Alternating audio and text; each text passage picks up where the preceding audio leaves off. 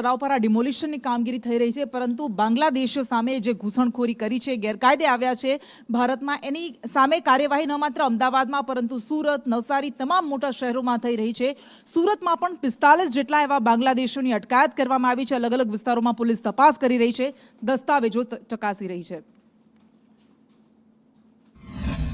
ગત 3-4 દિવસથી દક્ષિણ ગુજરાતના અંદર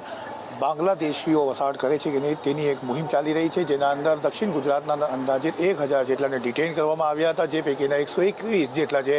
તે બંગાળ બોર્ડર ક્રોસ કરીને પશ્ચિમ બંગાળ અને પશ્ચિમ બંગાળ બાદ ભારત દેશના રાજ્યમાં પહોંચી ગયા હતા તેવા આંકડા સામે આવ્યા છે। આપણા સાથે અમને હાલ દેખાશે કે અહીંયા સુરત પોલીસની ટીમ દેખાઈ રહી છે, જે ફરી એકવાર સર્ચ ઓપરેશન અને ચેકિંગમાં જોડાયેલી છે કે કેટલાક લોકો અહીંયા રહી રહ્યા છે, ખરેખર તે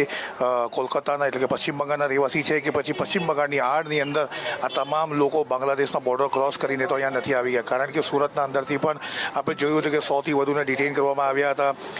40થી વધુ જે છે બાંગ્લાદેશી આપણા સામે આવ્યા છે। અત્યારની અહીંયા આધાર કાર્ડ ને તમામ વસ્તુઓ ચેક કરવામાં આવી રહી છે અને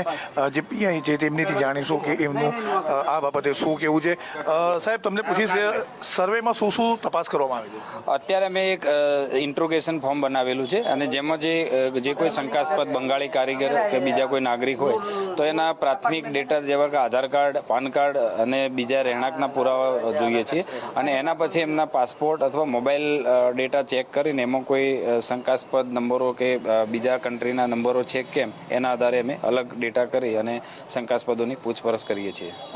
સામે છે કે આ ટીમ જે છે તે પોતાની જે કામગીરી કરી છે અને મોબાઈલ જે છે તે મહત્વનો પુરવાર રહે છે, કારણ કે મોબાઈલ થકીથી કોઈ ટ્રાન્ઝેક્શન કરવામાં આવ્યા છે બાંગ્લાદેશમાં તેનું ધ્યાન રાખવામાં આવી રહ્યું છે, કોઈ કોલ